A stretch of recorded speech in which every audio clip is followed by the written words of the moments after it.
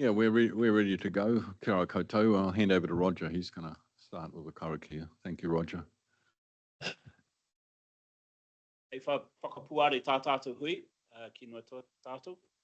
He honore he korore ki tātou he maunga rongo ki te whenua he whakaaro pai ki ngā tāngata katoa. Hangai e tātou he nākau hoki rota ki tēnā mātou. Pai ingia ngā ahuatanga ke waingenui a mātou ki pai ai a mātou wānanga kōrero roto tēnei hui kui kreiti te mātou ariki. Āmene. Ahoi no kia tau ngā manaakitanga ki runga ki tō tātou ariki nui kuini ngā waihonui te pō. O te tau te wherowhero te tuawaru. Ko eke ki runga te torone mahu e mai tana pāpa. Reira kingi tūheitia, te kōtahitanga o ngā iwi. Haere atu rao te reo o tātou mate. Ngā mate tāruru nui, e hinga mai nei i runga ngā marae maha, pota no te rohe. Te rā, ka piti hono, tātai hono rātu te hunga mate ki rātou, o tēnei tātou te hunga ora, e mihi ana kia tātou tēnā tātou katoa. Tēnei, te kaune he rārohe, e mihi atu nei, kia te Arawa waka, koutou i taia tīnana mai, koutou kei te ipurangi, Evelyn, e mātaki mai ana, tēnā koutou katoa, nau mai, hara mai ki tō tātou hui. E ngā tia, Delia, te rā, Harry, ngā ringa raupā e noho ake nei, pai atu kia jau, tēnei mātou e mihi ana kia koutou, me te kite te pai o ngā mahi ko tia tātou i roto ngā marama ko te hākine. Kareu kumeroa ngā mahi, i te mea ko te mahi te kaupapa i haere mai ai tātou, kaua mo te kōrero, hoi no kei te nui te aroha e mihi atu ana ki ngā kai kauni hera i wainganui a tātou, Stuart, Bruce, Michael, ka nui te mihi tai atu ki te ringa raupā i runga te tūru wera i ngā Waikato dei. No reira, tēnā koutou katoa. Te aroha, te whakapono, me te rangi mari e, tātou e. Ka pai, kei raro, ka hurihia te rākau kia koutou, kia rau waka.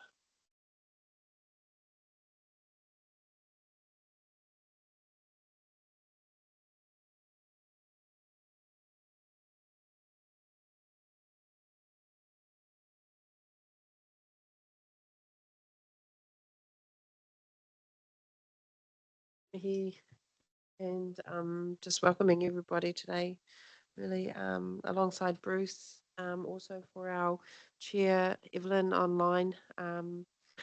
She joins us, as well as some of the, sorry, I can't see online, but Waikato Regional Council staff who will be presenting some of the updates to us today.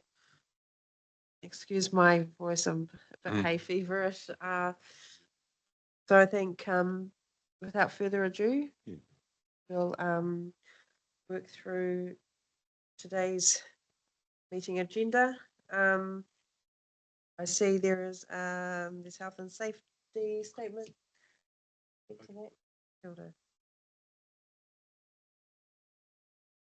Your tato. Just a quick note, in the event of an emergency, fire alarm, etc., please follow the direction of staff and we will guide you out of the building safely and securely. In the event of such an emergency, the emergency exit is through the main doors and out to the right onto the footpath, and the assembly point is across the crossing when it's safe to do so into the park. For those of you that haven't been here before, the bathrooms are located just out the door and to the left. If you have any questions, please don't hesitate to ask any of us and we'll be happy to help. Very good. So I think we can move into the confirmation of the agenda, Dave. And you had something specific you wanted to do? Oh, the apologies. We've missed the apologies. I know that Pamela's an apology. Are there any other apologies?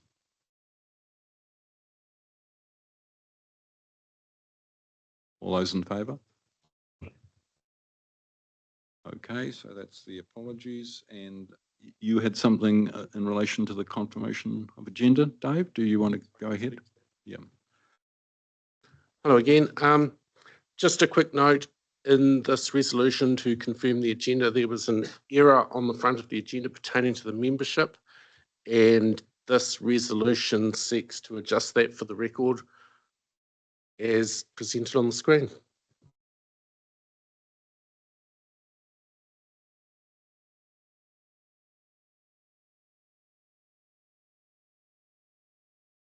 Chance to have a read. I can read that out. if you Yeah, like. do you want to do that? So what we're actually doing here is a resolution that sets out the membership of this committee was incorrect on behalf of the TARIT membership, and that the members are Trustee Forrest, who is the co-chair and is online today, Trustee Ball, who is to my left, Trustee Marks, and Trustee Mana Newton, who is the alternate.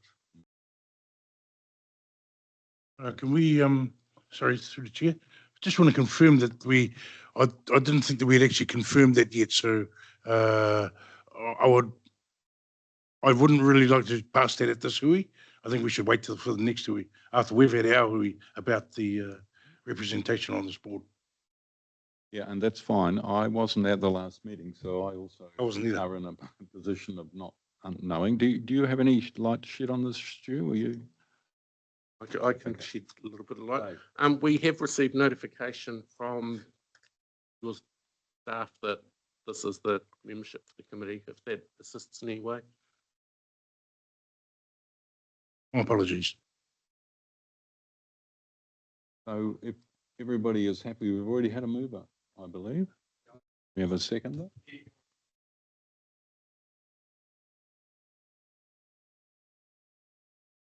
So you're okay to proceed, Perry? Yes. Yeah, that's good.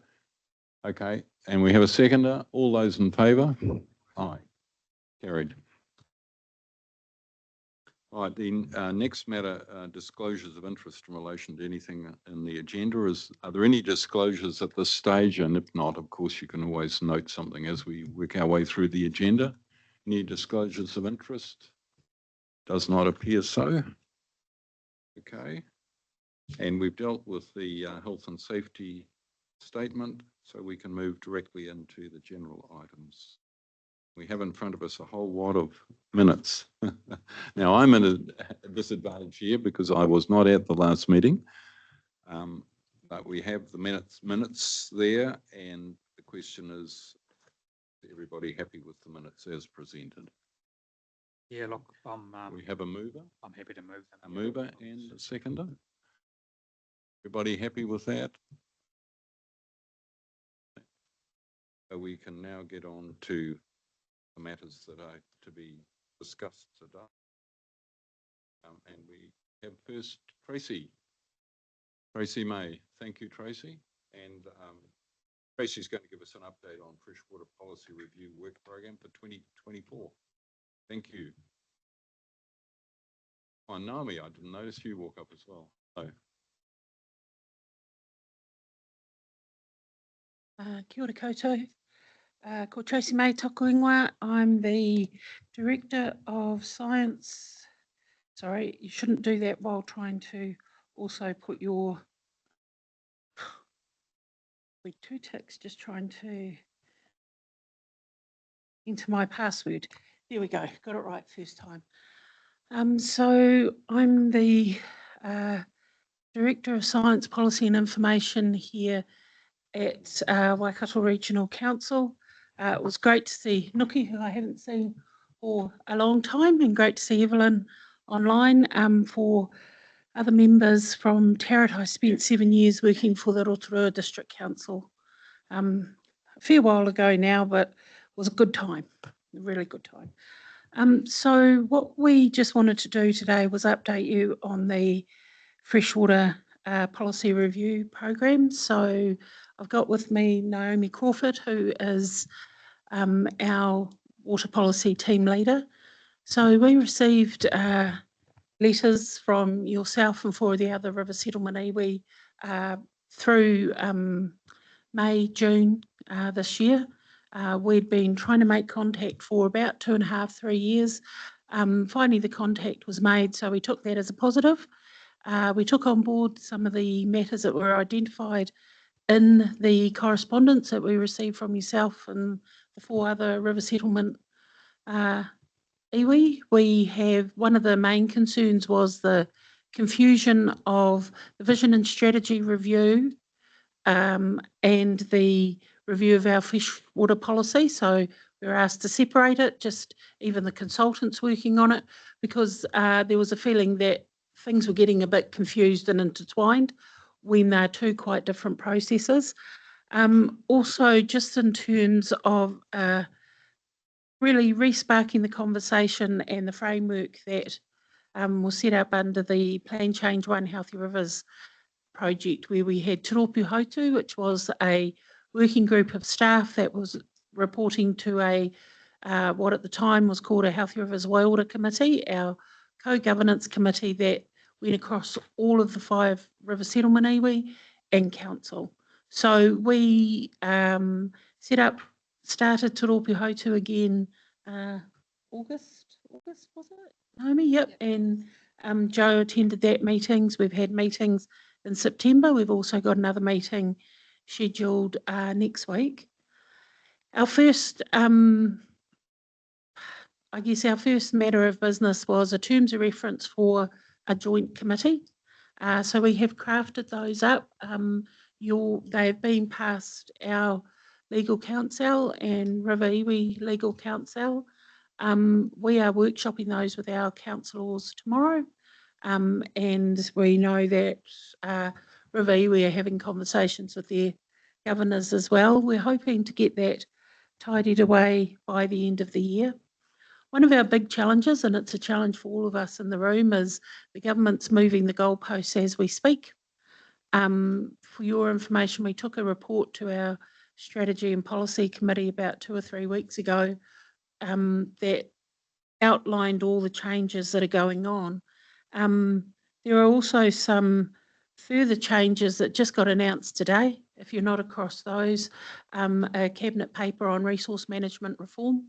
So the principles outlining what the new resource management acts will look like. There's 2 acts and some principles around what's expected of regional councils, what will be expected of our territorial authorities. So we're still trucking ahead with our project. We are very mindful of investments being made by the ratepayers to date. So we are being, I guess, very risk conscious in terms of doing what we can do, but not overreaching. And that is in regard not only to central government changes, but also the review of Te Ture Whaimana, because that will determine a lot for the Waikato Waipa region, part of our region. That's all I really wanted to highlight, just to say we've taken on board the letter. We're pleased we've finally been able to get around the table, and we are hoping by the end of the year to have endorsement from our council and River Iwi governors of the draft terms of reference.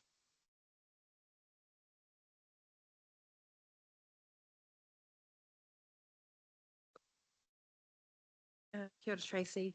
Thanks for your report. I will just put that out and your update. I will just now put this out for if anyone had any questions.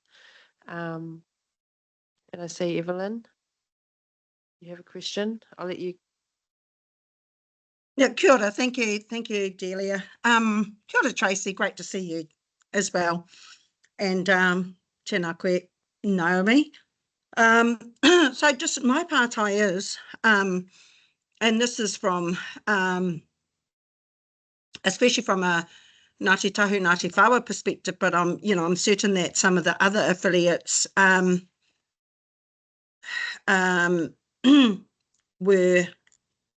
sorry, I'm just going to remove that, have done some work around this. So Ngāti Tahu, Ngāti Whawa actually hosted 2 of the hui, and I understand, 2 of the workshop. And I understand that, their confusion that there could have been around trying to almost double dip and use information twice for two completely different kaupapa. But we actually put in, and a lot of information was collated from the two wānanga that we had at two of our marae. So what is happening to that information, and how are you going to use it to appraise yourself before meeting, say, with affiliates again? Kia ora, thanks Evelyn, and through the chairs. So all that information that we've gathered to date is really important and will continue to be used in the process. We have, whilst we're still working through the process with River Settlement Iwi and setting up our governance, we're still having ongoing conversations with any affiliates, iwi, hapu, any group that will talk to us, we will talk to that group. We will take on board the information they're wishing to share with us. We will frame that up in a way that is feeding into the policy that we're developing. We're not at that stage yet. There are on our website 2 reports from 2 rounds of engagement we've had. So I'm happy to send those links out, which identifies those hui that we've had to date and the information that was able to be shared at that hui. So we're running the concurrent kind of science program as well as the engagement program with iwi, and at some stage in the future, which is likely next year, we will bring those together in terms of draft policy. Awesome, so thank you. It's not lost, I guess, is a key message. Oh, that's great. And just the links would be great too. Thank you. Thank you, Tracy. Kia ora, thank you, Madam Co-Chair. Stu? Oh, just because we've got time, I didn't pick up on today's news, Tracy. You able to share much with us, or it's all pretty high level? Yeah, look, it's an interesting read. I thought I had downloaded it. So it's the cabinet paper that Minister Bishop has taken through around the proactive release of what's looking at the RMA. It's for me, the most important pages are the last 2 pages. So the legislative structure, there'll be 2 acts, one to manage environmental effects and the other to enable urban development and infrastructure.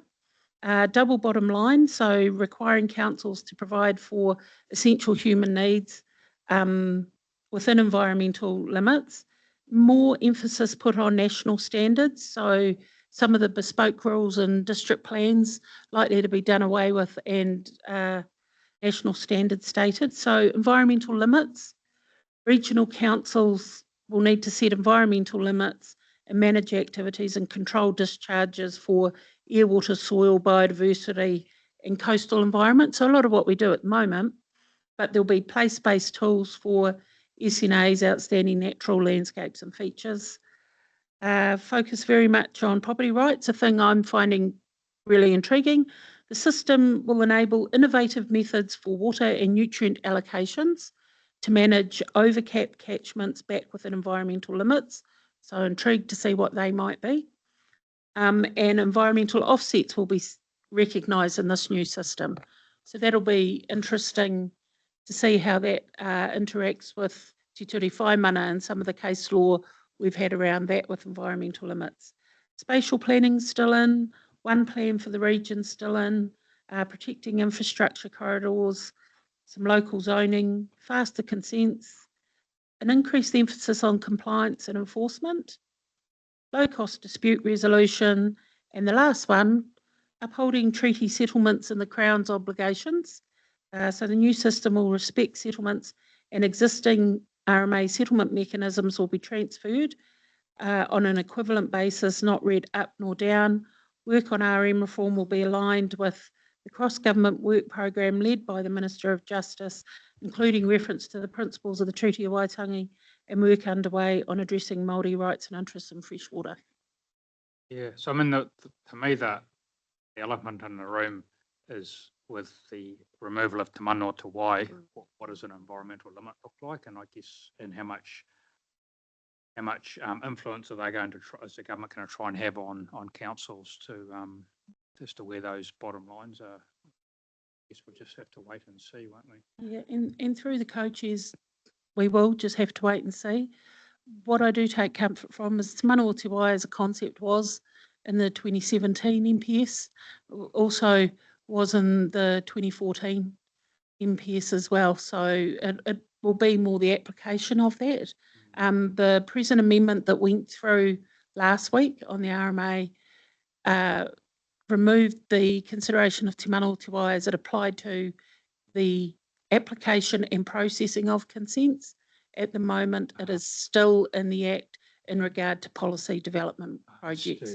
So that's quite important. It is still there. And what I would reiterate is Te Mana o Te Wai is just a phrase given to the hierarchy of the water first, then people, you know, it's a terminology.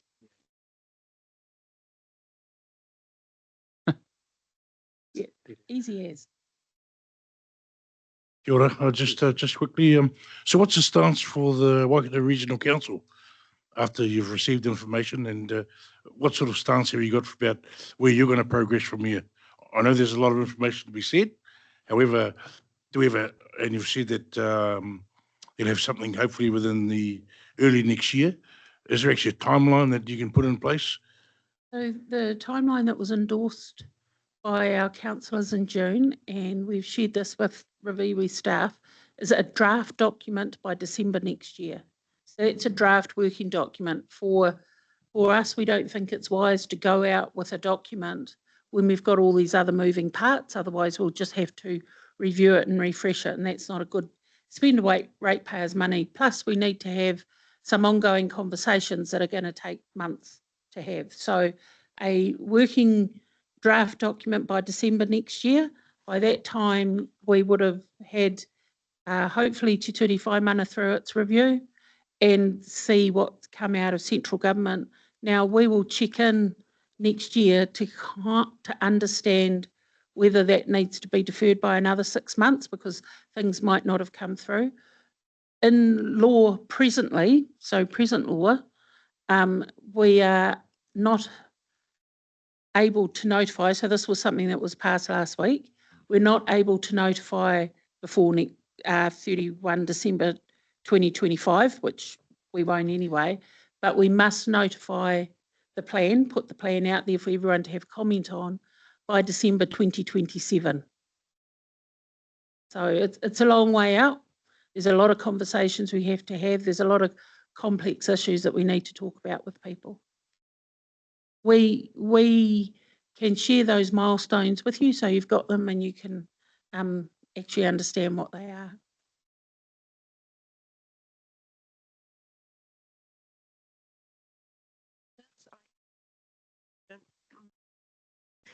With relation to timing, I think PC1 is also sort of due for release in early 2025. Has there been any thought, I guess, in how towards the end of December freshwater plan, how the implementation of PC1 or the potential outcomes from PC1 will also contribute to review? Yeah, for sure. That was the other piece of the jigsaw I was chasing around in my head as I was talking, because there's three pieces. There's central government, Te Ture Whai Mana and Plan Change 1 outcome from the court. There's a lot of thought being given to it. Until we actually have a decision, we are a little bit in the dark. And there was a judicial conference a couple of weeks ago where the court sent the signal that it's got all the information it needs now. So it finished sitting late last year, and there's been about 3 or 4 judicial conferences, and they indicated that we're likely to have the decision next year. They sent some signals, but without actually seeing what the court's decision is. It's we're shadow boxing at the moment, but that's a third bit that will need to roll into any revised policy that we develop. It's going to be quite complex. It's not going to look like the Plan Change 1 that was notified, and we're going to have quite a process around that to help people through it. At the Te Waikato Tainui Raupatu Co-Governance Committee, there is a request from Co-Chair Collier and also Councillor Mahuta. Once we have that, once we understand it, they requested that we have a session with our iwi partners to help everyone understand what it means, both from a policy perspective, but also for those who have economic interest in the catchment.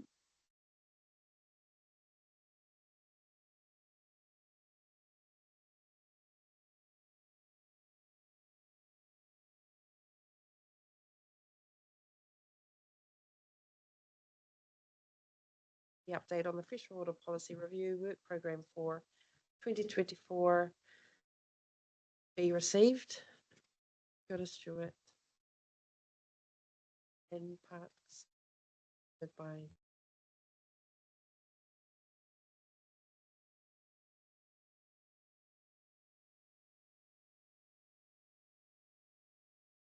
Very good. So the next item, we have the Integrated Catchment Activities Report, and we've got Deborah, I think, online, and is Patrick in the room? I can't see him. I know that Deborah's online there. There she is. She's got a hand up there. And he's there too, is he? Yeah, sorry, Bruce, I'm Okay. online. So over to you guys to give us this update on integrated catchment management activities. Thank you. Tēnei koutou, ko Deborah Nicol tōku ingoa. Hey, Zone Manager aho o te Waikato Regional Council. So good afternoon, Chair, Co-Chair, committee members, and fellow staff. I'm Deborah Nicol, the Zone Manager for the Lake Taupo and Upper Waikato zones down here in the Taupo office. If I could please ask for the report to be received as read. I do have a short PowerPoint presentation to share with you, if I may. You go ahead.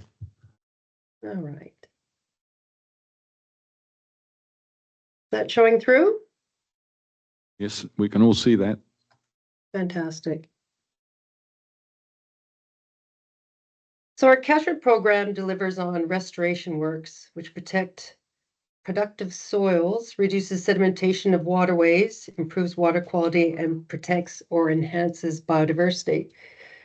So in this short PowerPoint, I will share with you some of the outcomes region-wide, some of our catchment new works in the Upper Waikato, relevant to the TARIT Rohe, some of the river management and biodiversity activities.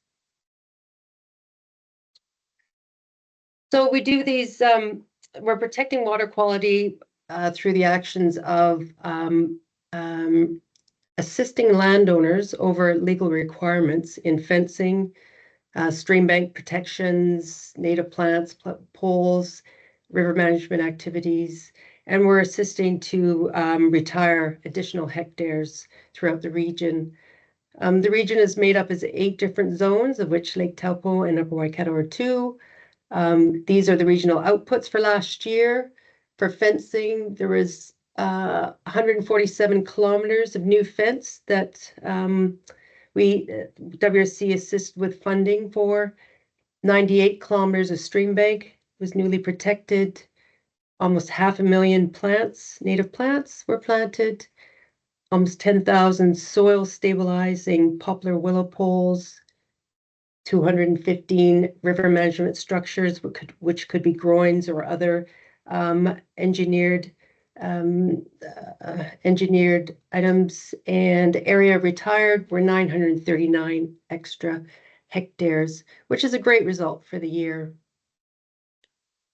Closer to home, in the Upper Waikato Lake Taupo, new fences in meters, almost 17,000 meters of new fence, 20,000 meters of stream banks were protected last year, over 54,000 native plants, 663 poplar poles, 15 rock structures that were placed in the Tauranga Taupo for erosion mitigation.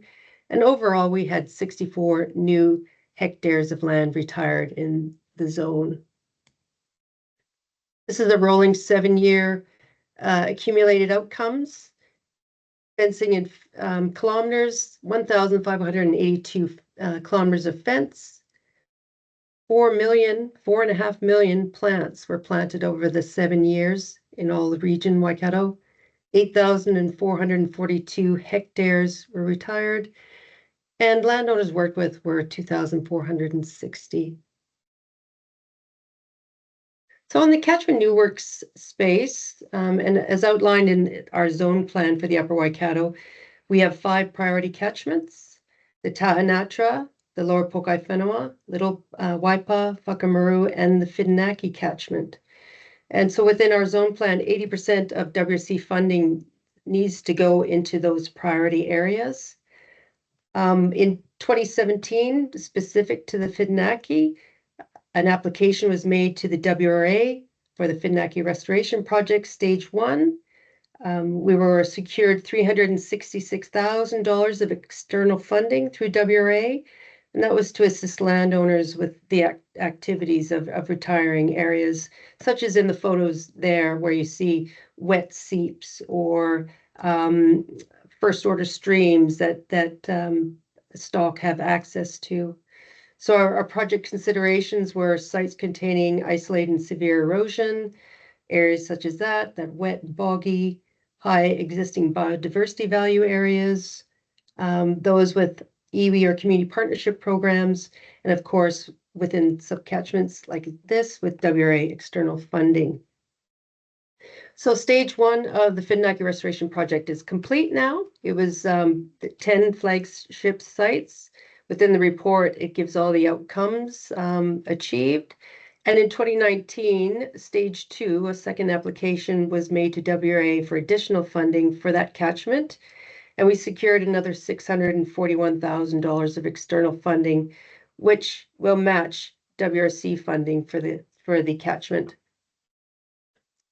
So we're busy right now sending out flyers to landowners of 10. We've brought it down to 10 hectares and above to help increase landowner awareness of the available funds. And we have 2 dedicated staff members that can go out in that area to help with projects.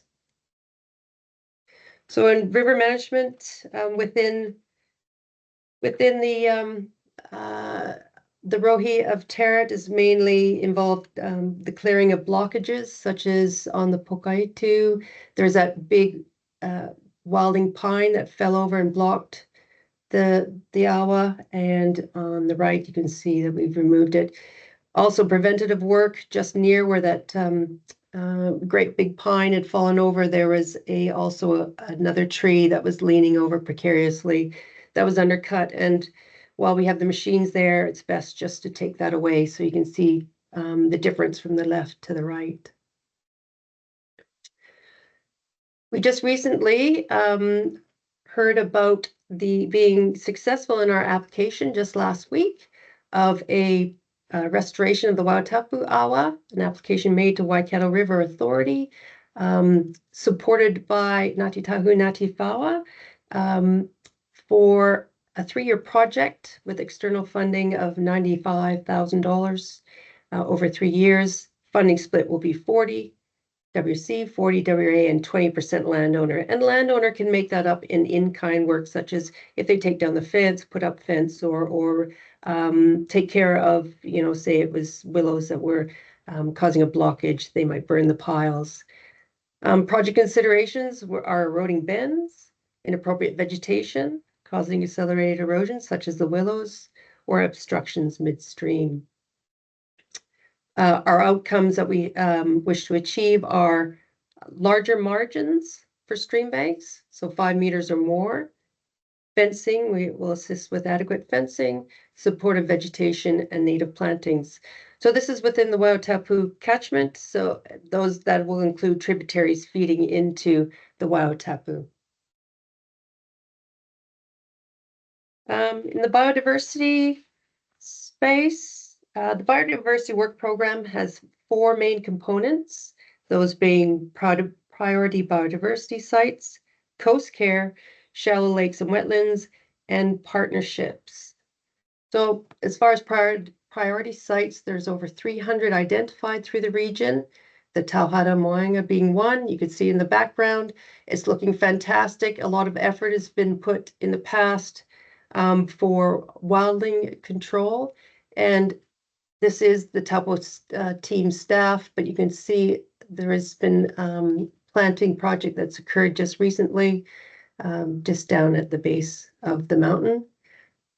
The biodiversity site program had approximately $248,000 available last year, and works were undertaken on 46 sites. 8 of those 46 sites were in the TARIT Rohi, located near Kapinga Wetland, Pairoa Range, Napuri, Lake Oakuri, Waikato Valley, Tumanui, Toipatutahi, and Ruatawhiti. This is another example. It's more north of us down here in Taupo, but where there are KARAKIA remnant bush, there's a big program of buffer planting. A lot of the remnant forest or KARAKIA forests are on flat lands, like in the middle of a farmland, or out in exposed areas. They can suffer from edge effect with the prevailing winds drying them out if they don't have the backdrop of a mountain. So the initiative is assist with funding of fencing and buffer planting of native plants to help protect the forests.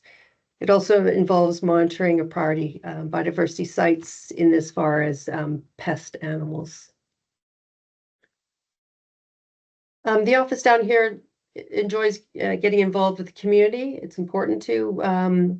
We get out and contribute to community planting days, such as for Project Tongadedo and on the TT, Tauranga Taupo Awa, or with Green Taupo or Kids Greening. It's really important that we're out there involved with the community. The lower right-hand photo was the TARIT field trip from last March. It seems like eternity ago, but it's really important that we share our outcomes.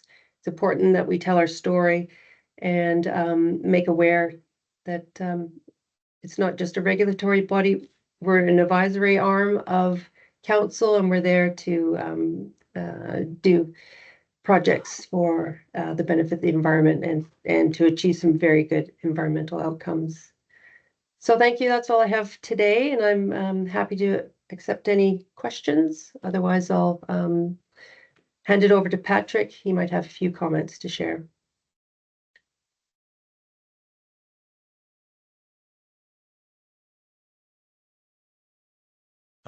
Kia ora. Should I just carry on, Bruce? Yep, I can't see any questions at the moment. Last chance at this stage. There'll be another chance later, but if not, you can go ahead, Patrick. Thank you. Look, thanks for the opportunity. Look, sorry, I don't have any slides on the biosecurity program, but we have included our annual report. It's so I'll just quickly step through what it contains, and then we'll just open up for some questions. So this is our second year of reporting against our new regional pest management plan that was approved in 2022. We've tried really hard to make the report sort of standalone so that you can read it and understand whether we're winning or not. But it makes more sense if you have a look at our biosecurity strategy and our regional pest management plan. Inside the report, we've included a range of case studies to highlight, I guess, just some of the work that we do across the program. And I'll point out a couple of them, I guess, that are pretty relevant to this area. The first is the wallaby program. So that's on page 66 of the report. To sound really big. Just like, so that's a program that we're running seamlessly, I guess, with Bay of Plenty Regional Council, Biosecurity New Zealand, DOC, iwi, and a range of other stakeholders and landowners. Lots of central government funding, but also funding from a lot of other people as well. Going pretty well, and our key aim there is to stop them spreading to the Taupo catchment or actually anywhere. And its national program, there's 2 species of wallaby, one in the South Island and one around Central North Island. And the second, I talked about this at the Integrated Catchment Management Committee, and it's an example of us working really closely with our regional neighbours. So with Chilean needlegrass, we intercepted a truck that was coming over from Hawke's Bay that was had dirt all over it with Chilean needlegrass seed, and through some quick thinking by some contractors and the staff in Hawke's Bay, they let our staff know, and we were able to get that truck cleaned before it landed up on any of our rural properties. Chilean needlegrass, really nasty pest that we don't want in this region.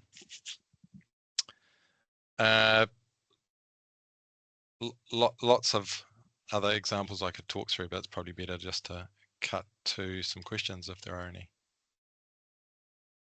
Thanks. Just quickly, wouldn't mind hearing one example. You said there's lots of examples. How about one?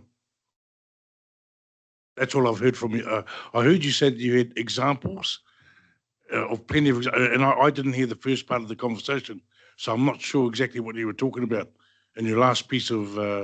Inside the report. Yeah, we've put lots of examples of our program inside the report, so it's all summarised in there. Yeah, I didn't hear that part. Sorry. Cool. You might just want to add a little bit more about the wallaby one, though, I think, Patrick, because I think that's probably the most relevant one to this part of the world. And sure, I'm interested in knowing, what is the latest on wallaby? So we've spent the last 3 years doing an awful lot of surveillance. So many thousands of kilometres walked by our contractors with dogs, and lots of cameras put out to try and actually work out where they are and where they aren't. And it's fair to say that it's been pretty tricky. So we've put a lot of effort into where they are on the eastern side, so how close they are to Te Rewera, and where they are through the Kaimai-Mamaku area, and then down south, so south of Rainbow Mountain. And so we're pretty confident now where the extent of the range is, and that's a big win for the program. Prior to that, it was a lot of uncertainty on it, and so now the next phase is to actually do some work to remove them out of some of those areas and start with some confidence, say that we've contained them, so stopping them spread, and then look at how we can start shrinking their range. Very good.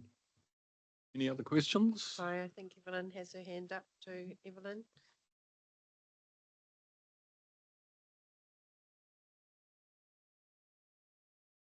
Oh, kia ora, thank you. I just wanted to acknowledge, firstly, Deb's report and also the really cool site tour that we had last week around the projects. I thought that was it was great to see the work and the progress that's been made, and to chat too with the group and the landowners. So well done. The mahi's great. Kia ora, thank you. Patrick, just around the pest management, I didn't hear anything, and sorry, I was just trying to think and I can't remember whether or not the golden clams were in there. There is a little mention of gold clams, not much though. Essentially just saying that we're looking to transition to long-term management. As far as an update on that is, there's a doodle poll, I guess, has just come out from Biosecurity New Zealand for the response governance that hasn't met for a long time, to do I understand a final meeting or a transition meeting coming up, so that'll be in a month or so. Okay, and when will it be updated? Like you're saying that it will be updated in a little while. It's sort of transition. How long will that take to transition? That is a very good question. So we've met. So the environmental teams from the River Iwi and DOC, Biosecurity New Zealand, have met a few times, and we've agreed on what it needs to look like long term to try and stop these things spreading. And the next steps on that is how do we build a program long term. So I guess Biosecurity New Zealand will cease it being a response, and move into some kind of long-term management program. I understand they haven't had approval for funding yet, but That was my next pending. question. Yeah.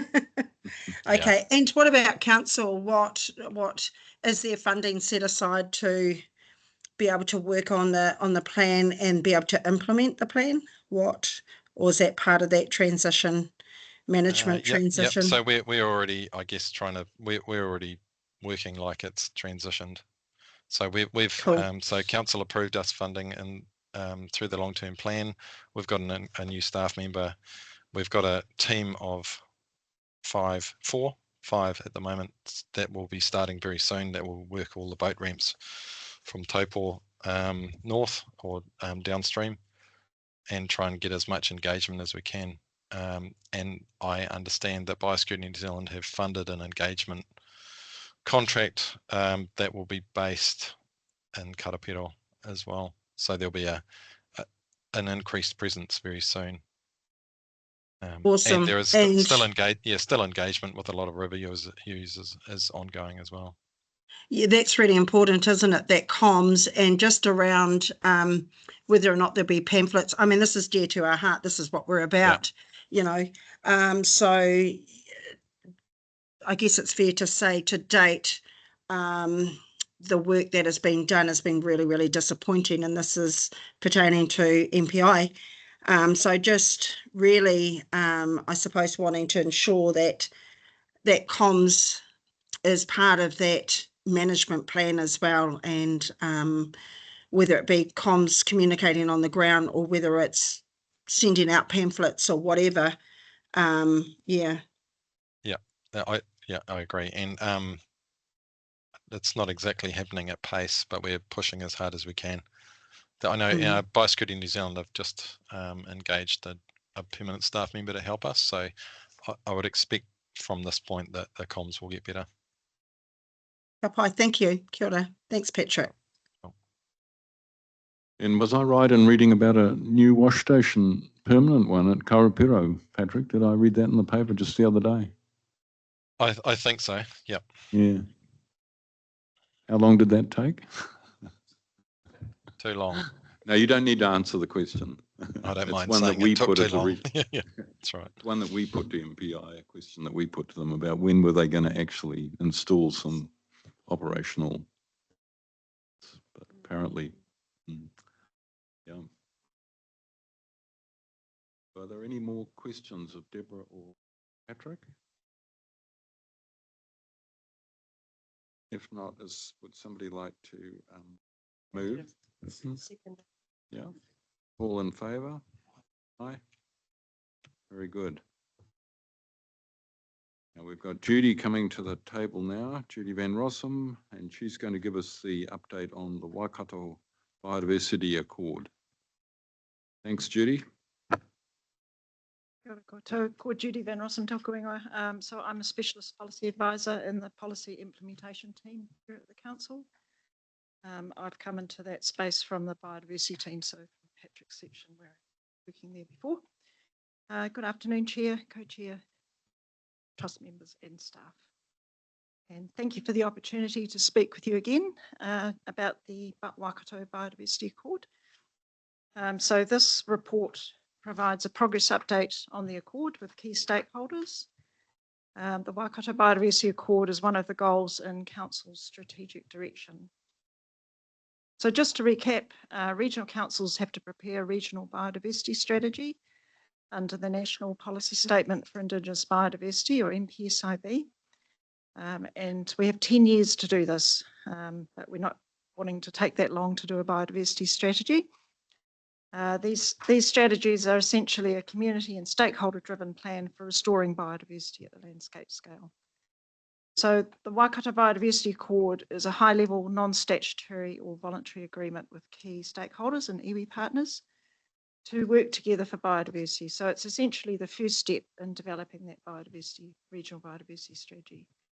So we're looking for a commitment from territorial authorities, our iwi partners, DOC, MPI and Kiwi2 National Trust to support the Accord. And then we will be launching into preparing the biodiversity strategy. Pardon me. So it's really about starting off on the right foot in terms of relationship building, getting the right people in the room to tease out biodiversity issues and priorities that we can include in the strategy. So the latest draft of the Accord is provided as an attachment to the agenda.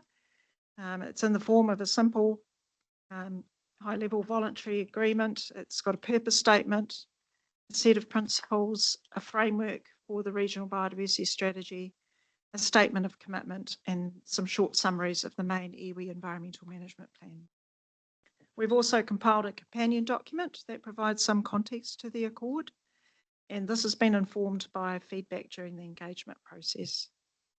So the document does look a little bit different to the one presented to this JMA committee in May. Over the last few months, we've engaged further, particularly with territorial authorities and iwi partners. We've held wānanga with Hauraki iwi representatives as well. Probably appreciate it's not an easy task to get agreement on wording and with so many different entities, but we do consider that we're about 80 to 90% there now. So we've made some changes to incorporate the feedback that's been received during those engagement meetings. So for example, we've provided some context upfront relating to tangata whenua, intergenerational guardianship and kaitiakitanga in respect of biodiversity. These are sort of concepts that are quite inherent in the National Policy Statement as well. We have reworked the principles, especially the first one around te TARIT, including recognition of tino rangatiratanga. We have got a strategy framework which provides guidance about what we will include in the strategy. And this includes working together with tangata whenua to enable alternative approaches for Māori land that will include new use and development. So this is in response particularly to feedback from iwi who want the Accord to recognise the historical barriers that tangata whenua have faced in occupying, using and developing their land. We've also included summaries of the iwi environmental management plans, and these draw out sort of specific aspirations relating to biodiversity in those plans without going into too much detail, because otherwise the Accord would be quite a long document. But enough to signal these points so that they can be further explored while we're developing the regional biodiversity strategy. So just recognising that this Accord is the first step in a longer process to develop that strategy. The MPSIB is quite directive in terms of requiring regional councils to develop these strategies in a collaborative manner with tangata whenua. And this is where there will be opportunities for iwi entities to have specific input and to identify specific biodiversity priorities for particular areas of their rohe. So our engagement process will need to ensure that that can happen. Council's aiming for the Accord to be finalised very soon, and those who wish to become supporters of the Accord can endorse having their logo added to the document. But we are wanting the Accord to remain quite a flexible document so that organisations can support it and sign up to it at any time. We do acknowledge just that the Accord's being developed at a time when there's a lot of policy movement around biodiversity at the central government level, but Council does remain committed to seeing the benefits of the Accord, particularly stitching together those enduring relationships that will allow us to work our way through our upcoming resource management reform and build on all the good work, particularly like the kinds of mahi that Deborah and Patrick have outlined previously, and to leverage funding and resources and improve biodiversity outcomes. So as we move into the next phase of beginning to develop that regional biodiversity strategy, we'd be keen to hear from Te Arawa River Iwi Trust about the best way to engage so that we can capture the Trust's biodiversity priorities, and particularly those of your constituent iwi entities as well. So happy to leave it there and answer any questions. Fiona, thank you. For the update, very helpful, good, and outlined to see some of the time frame that's arrived at this sort of point with the Accord. And I'll just open it up for questions. Is there any Macau. Evening, Madam Chair. Thanks, Judy. My only concern is just on page 127 of the agenda, the key biodiversity issues for the Waikato region, and especially underneath wetlands. The issues there, river flows. You've only got climate change causing lower river flows. My concern is the high river flows that can be damaging to the wetlands as well in the nesting areas. So is there any chance of, because I believe especially in the upper Waikato that has damaged a lot of wetlands, the ramping of the river up and down. The 30 years I've been on that river, especially during ducks shooting season, you know, sometimes our mai-mais now are, up to wet up to our knees, which, destroys, and the whole change of the wetlands on some of the areas have changed because of the river flow has changed. So is there any chance of getting that put in there? Because I think that is a huge one to the wetlands in the upper Waikato. Certainly, yes, that's, I can just answer that through the chair. That's, that appendix of the key biodiversity issues is just a preliminary list that was drawn from 2 existing documents. So they've yet to be explored further with all the engagement that we're going to do through the strategy. So it's really just a draft list, so we can certainly put that in there. That's true, yes. Oh, yeah, thanks. Yeah, actually, I was just reading, I mean, it does say there hydrological regime changes as a result of, it kind of does cover it in many respects, but I was just curious, from TARIT's perspective, are we on the right track with this accord? Yeah, I think I'll seek sort of feedback, perhaps direct from Joe. Yeah. Because I suspect that in working with our iwi, it has been through to our iwi affiliates. So that.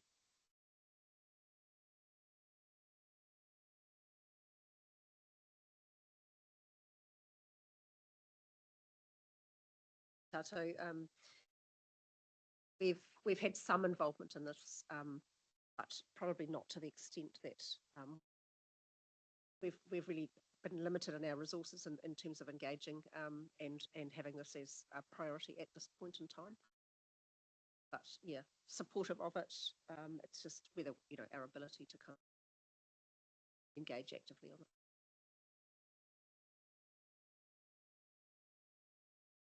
Thanks, Chair. Any other questions? Through you, co-chairs. Good, Evelyn. Kia ora.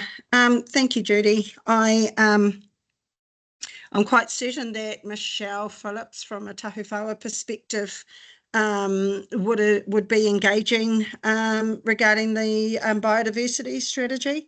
If not, she probably is. As you alluded to before, it is a busy space with submissions and different things. So yeah, once her and Lakmini get onto it, I'm sure that they will be in touch. But I have just made a note as well, and as I'm sure the other trustees of the other affiliates would have made a note, just to ensure that there is engagement. Good, Evelyn. I think, yeah, just to note from Tūharangi Tribal Authority, we've also just onboarded recently a new Pouwhaka Haere Taio. We'll make sure our office connects with you direct or through Joe for direct input. I think just for Tūharangi Tribal at the moment, geothermal has become one of our priorities, sort of understanding through the central and regional levels how that's sort of currently being sort of reflected. We are participating in the Waitangi Tribunal hearings, the 2358. So, sort of have some sort of, while we're there on topic, I guess it'd be good to have those sort of conversations, because noting there, looking at geothermal surface features being impacted, and of course for us too, looking at the field itself, the absence of sort of science supporting the connection to some of the fields around the area, sort of becoming more a decision maker than sort of feedback into local plans. So Te Mai Ora Ruri here is our new Taio manager, so we'll connect you with him today. Thank you. Papai, any more pātai? Okay, so I'm happy to move that the report Waikato Biodiversity Accord update be received if there is a second. Kia ora. Thank you. Thanks, Judy.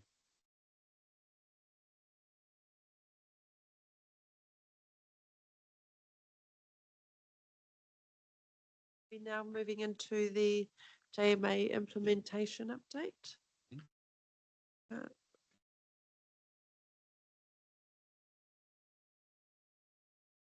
Tēnā tātou. My name is Ashley. He kaiwhakarite ahau e mahi ana ma te tima o Tairanga Whenua ki Waikato Regional Council. Could you bring the microphone just a bit closer? You almost got to touch it. And then we can hear. Thank you. Apologies. So if it's okay, I'm just happy to take the report as read. Though I just do want to provide a particular emphasis on a few matters in the report. So out of the 25 actions under our JMA, 22 of those are either complete, on track, or incorporated into BAU. 5 of these obligations are yet to be triggered, which means that we're just awaiting for those obligations to commence. An example of that is our duty to provide a copy of any request or a change of policy statement. At this stage, no requests have been made. There are 3 actions within the JMA that are encountering delivery issues. 2 of those relate to the establishment of a joint monitoring framework. It was discussed during our JMA review workshop that at this stage there's no appetite to undertake this work, and instead we will amend this clause through the JMA review process and look to incorporate some environmental monitoring priorities in a strategic work program next year. The final action that is encountering delivery issues relates to the review of the JMA itself. This obligation is well overdue, having last reviewed the document in 2017. But we have picked up this work quite well and are progressing very well, and we plan to present the draft JMA review text for approval at our next co-governance meeting in 2025. At this stage, we are just working through those draft amendments based off of the workshop that we held in September. Some of those key changes included strengthening the languages used in the JMA principles, providing for site visits in the JMA text, extending the review period to better align with operational realities. We would look to extend this to a 5-year period as opposed to what's currently stipulated in the JMA at every 2 years. And finally, distinguishing state of the environment monitoring from resource consent related monitoring. Joe, are there any further comments from you with respect to the JMA review? Thanks, Ashley, and just like to support Ashley and the team who have done a great job in the review. Held a very successful workshop with the team, facilitated workshop that really, brought out some of the key issues and how well it was going as well. So one of the things was that this table of agreements, I guess, in implementation would now become part of the JMA agenda each time, so that we're really clear about how we're going and how we're tracking, and that things that we aren't tracking well on, it can be in your face, really, I guess. And the other one is that, as Ashley said, we have delivered a number of these things together, so it's probably timely once we finish the review to, actually review the implementation plan as well. But yeah, great work by the team here.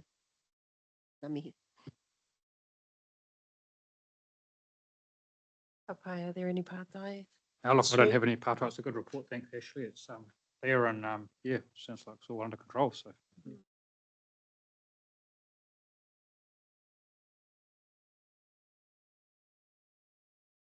No further questions, so we have one online? No, ka pai.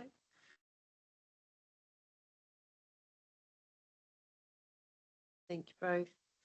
Have a mover, please, let the report be received. Moved by Stu, seconded by Perry.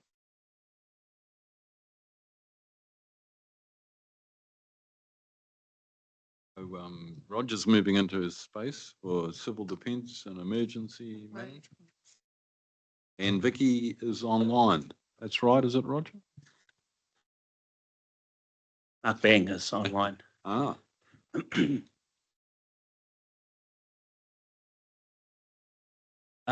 It mentions, well, firstly, tēnā koutou, Roger Lewis, Tauranga Whenua. I've been supporting the CDM, particularly Vicky, with the iwi engagement side of this piece of work. And I only just heard today that Vicky wasn't coming, and I haven't had a chance to talk with Mark, but I'm able to talk to a presentation, and Ashley actually has the presentation that she can probably share. But I'll leave it over to Mark to introduce himself, and you can tell me how you want to handle it. Otherwise, I can give my version of the presentation. Yeah. Kia ora, Roger.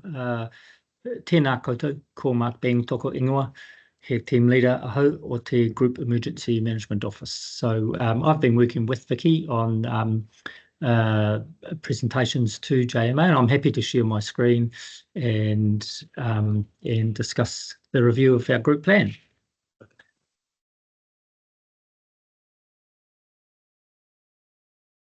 So,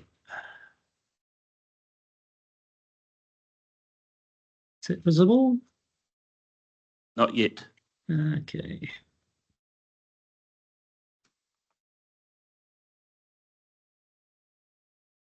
Good. Cool.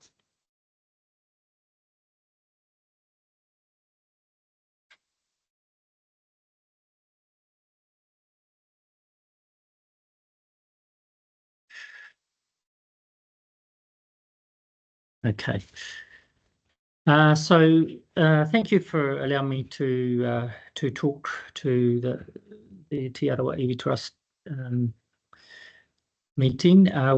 Just going to talk about the development of the Waikato Civil Defence Emergency Management Group Strategic Plan. And in doing that, I just need to acknowledge and start off by acknowledging the importance of iwi and Māori involved in emergency management across the years, and their response capability and the work that they do with the community during times of emergency. And really the purpose of talking to you today is to provide some information about how we propose to, or how we would like to work with iwi and Māori to be involved and to influence the next iteration of our group plan. Civil Defence Emergency Management is founded in the Act and the National Civil Defence Emergency Management Plan, both of which are quite dated these days. Some of you may be aware that the Civil Defence Act was proposed to be reviewed by the former government, and that's now that bill was put on hold by the present government, and they're now in the process of reviewing it themselves. So we await to see what happens there. And in terms of our the mahi that we're doing in terms of the group plan for the Waikato, we're relying on the National Disaster Resilience Strategy, and that's the most current document. It's a really important document to bring light to. It's very aspirational in terms of its goals and what it's intending to achieve in respect of emergency management and community well-being.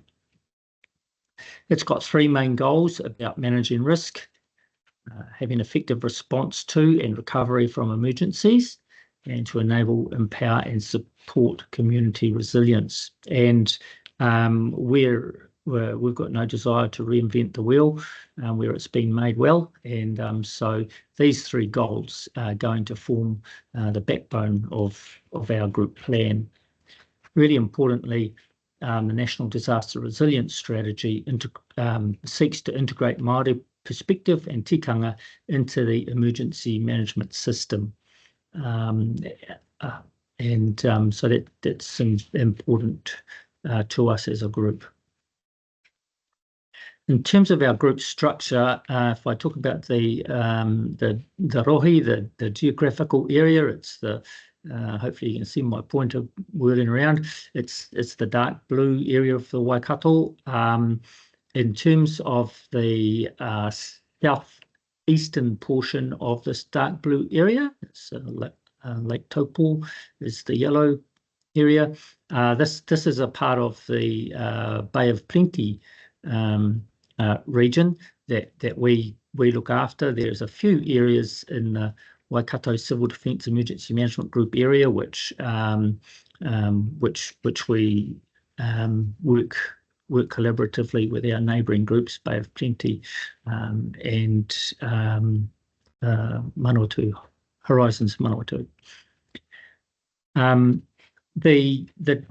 The group is made up of the joint committee, the governors, the chair and the mayors of the 11 local authorities in our group area, and their delegated elected officials.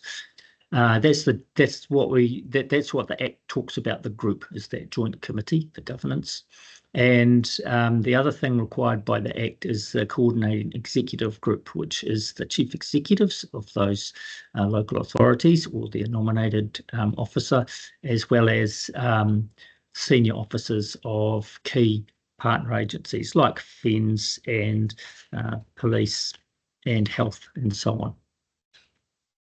Where I work is the Group Emergency Management Office, and we provide support to all of the territorial authorities, the district and city councils, 10 of them, for the local delivery. So we provide the commonality, the resources, and we're driving the development of the group plan for local delivery.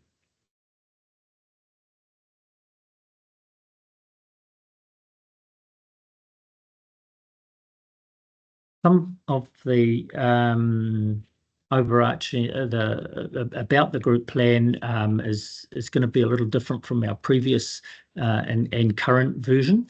It's going to be very strategic. In terms of setting direction for the next 5 years. That's quite a short term in terms of strategic direction. However, that's dictated to us. The term of the plan is dictated to us by the Act, and so the plan will set that strategic direction and provide that focus for emergency management in the Waikato across all of our partners. And some of the overarching principles, as I've mentioned before, will align it to the National Disaster Resilience Strategy with those three goals, and it'll be Waikato relevant, so developed for the particular circumstances of the Waikato, and it'll be high level. So the current iteration of the group plan has in the order of 70 to 80 actions in it. So it's quite action oriented. And to be fair, they've got lost in time. Those actions are are no longer relevant to today's environment. So the structure that we're taking is, as I say, that the group plan is very high level and strategic, setting the focus and direction, and we'll describe what success looks like by 2030. We'll then have an annual action plan at that group level. So those actions that all the members of the group sign up to, and then that'll be the what we want to achieve in the next 12 months.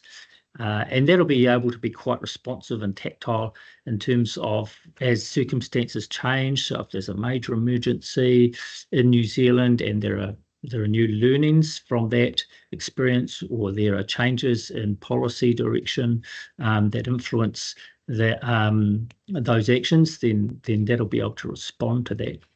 And then that will feed into the CDEM work programs, which are how the group members deliver those actions. And so it's really important that they're locally led, and because not all, the Waikato is a large geographic area, and what works in one part of the group doesn't necessarily work in another part. So we want to achieve the same outcomes. It might be that it's done in a different way. And that's acknowledging the same for iwi and marae. So whilst we wish to achieve outcomes, we acknowledge that not all iwi and not all marae or hapu work and have the same circumstances. So we need to be able to flex with that. In terms of the time frame that we're taking to do this, we're just coming to the end of a community feedback online survey. So we've been trying to get the input from anybody who does that survey. That could be from an organisation or just an individual in the community, to see what's important before, during and after an emergency. At last count, we had nearly 700 responses through that. We've also been undertaking the iwi engagement, talking about strategic priorities, and starting discussions with iwi, and talking to the JMA meetings, such as yourselves today. Partner agency strategic engagement is underway. So with the likes of the emergency services and our health stakeholders, and at the same time we're developing those administrative parts of the group plan, which we have to do, and the business pieces, if you like, not particularly strategic. Those parts that we have to, administrative parts that we have to include. We hope to have at the end the adoption of the group plan in September 2025.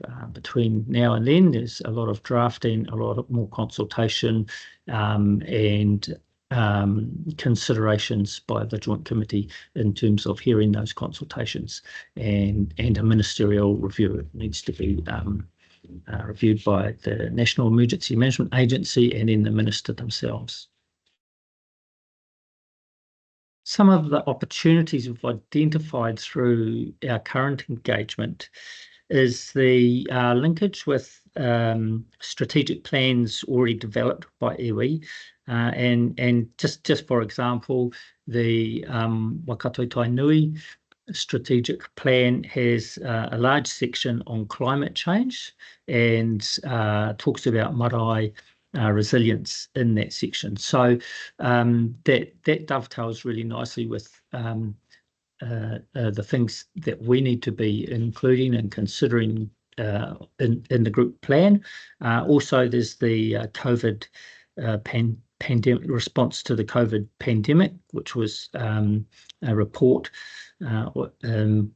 for the Tainui Waikato Confederation. So that's also rich in information. So we don't need to reinvent the wheel. We need to make sure that we are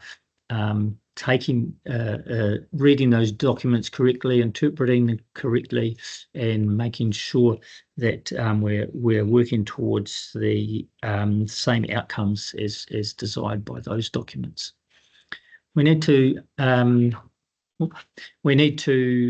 understand what success looks like by 2030. So some statements of what good looks like. So it's all very well having strategic goals, but interpreting them so that we know what that means and we can measure our progress towards them is also really important, and that we're delivering consistent regional emergency management for everybody. I thought I'd just call out one of the hui that we had last Friday was with members of Waikato Tainui joint management agreements, and we were discussing there how we could use the joint management agreement to reflect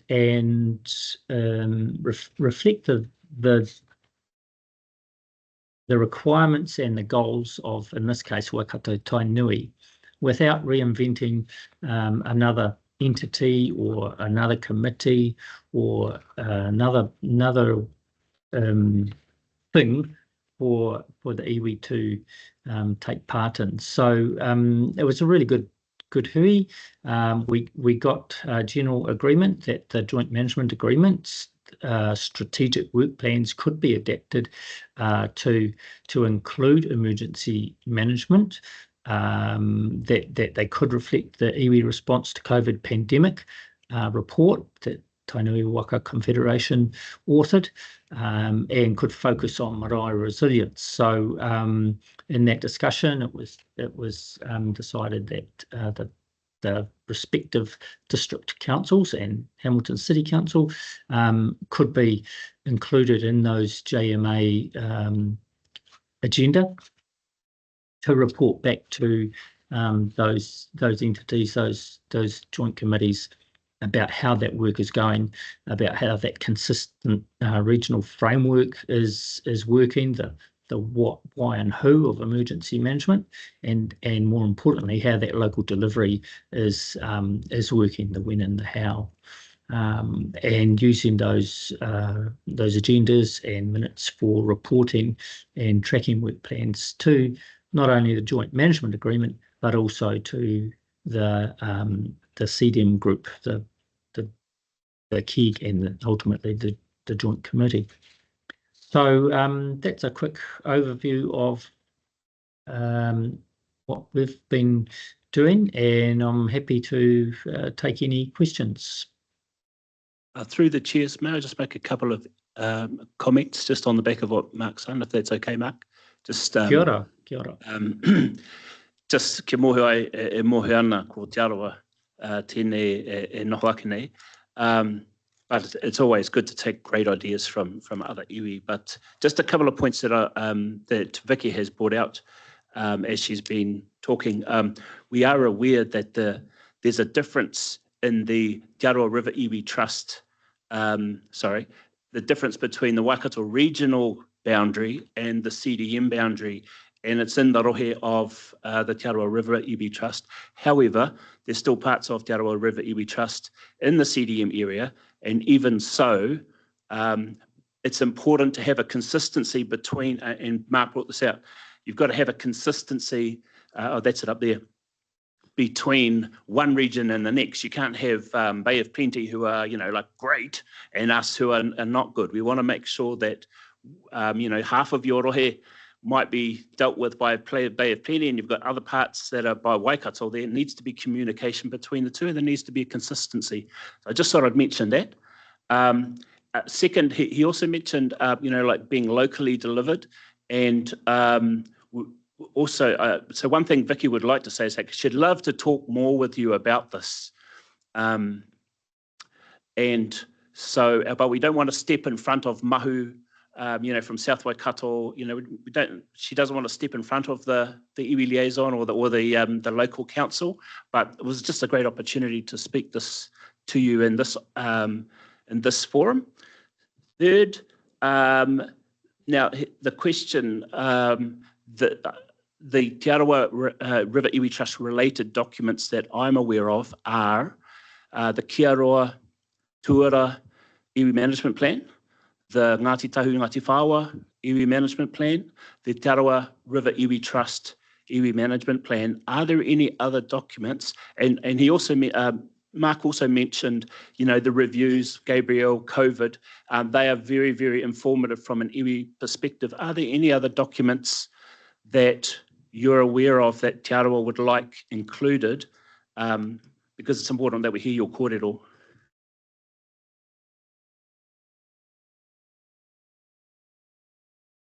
Big guess for Tuarangi, but also wider with my involvement in the Three Waters. You know, I've seen a number of iwi throughout the Rohe developing the Te Mana o Te Wai statement, which then was a formal statement that was received under the legislation, previous legislation of the waters that reflected Three Waters issues and marae resilience sort of widely. So I think, you know, with and if, though they may not be formally recognised now, they have been received by some of the regional councils, I understand. So I think when we look at documents, those might be a good source to consider in this. And also some of our hapu specifically, and not through iwi entities, but a lot of our marae do have their own sort of resilience plans. I think there have been funding over the years from TPK. So through potentially our iwi affiliates, we might be able to sort of share that and through TARIT. So yeah, that's just sort of an idea of potentially where I think I might have an idea as well, what other documents, but yes, they're a good start in terms of the iwi management plans. But certainly I think just over the last 2 years, those are examples of documents that I'm aware of that sort of raised sort of natural hazards. Yeah.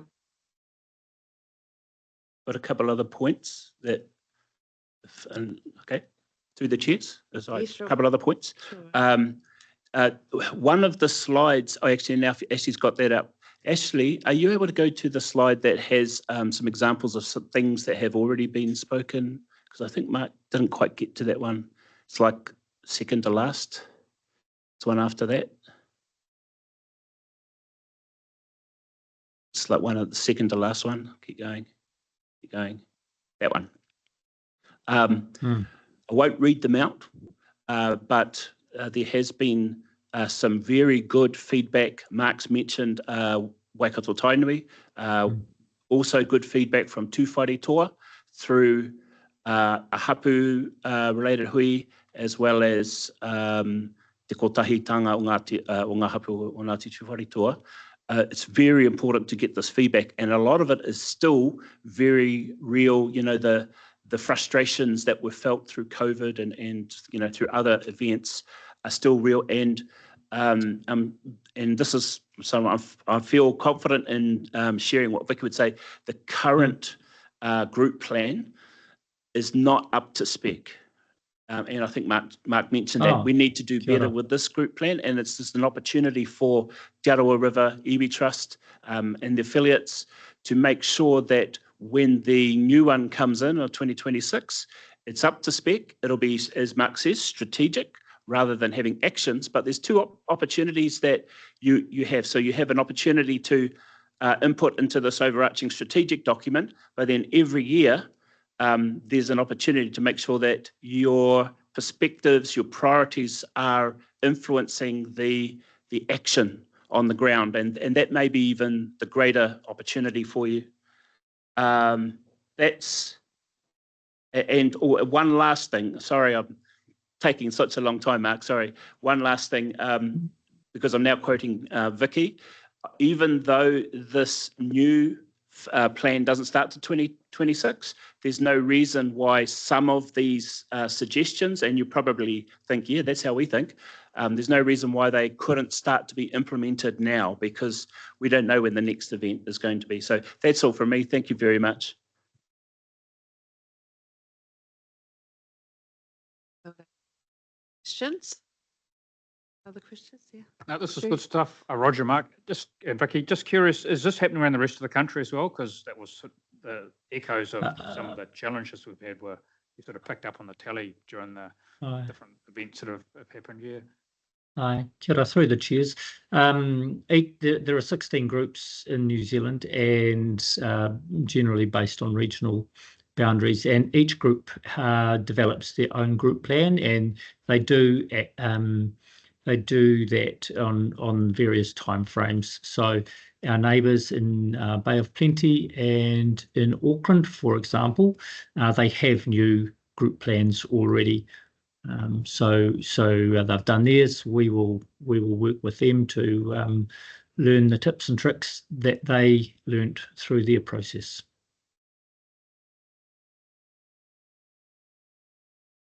Just one question. I saw that the plan, is it being ratified by the minister? Is it generally? Is it the which minister is that, or gets approved by the minister? Kia ora. It goes to the minister for their review. They don't approve it. The joint committee approves the plan, but the ministerial review will come through with recommendations if they feel it's not meeting the requirements of the Act and the national plan. But it's not approved by them. It is approved by the joint committee, and the minister is the Honourable Mark Mitchell, who's the Minister of Emergency Management.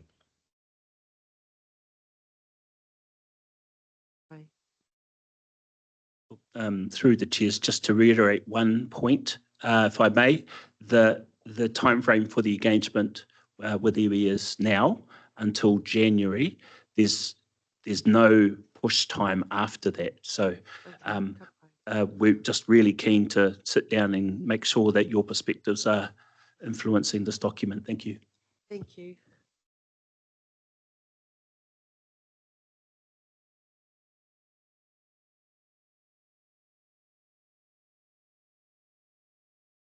If there aren't any further questions, can we please move that the report, review of the Civil Defence Emergency Management Group Plan be received?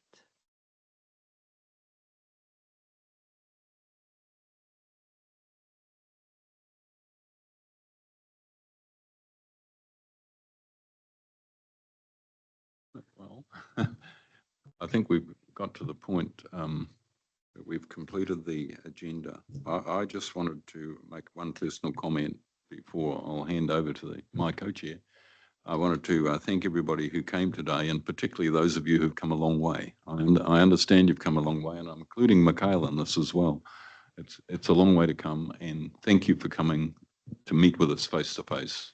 This has been good. Yeah.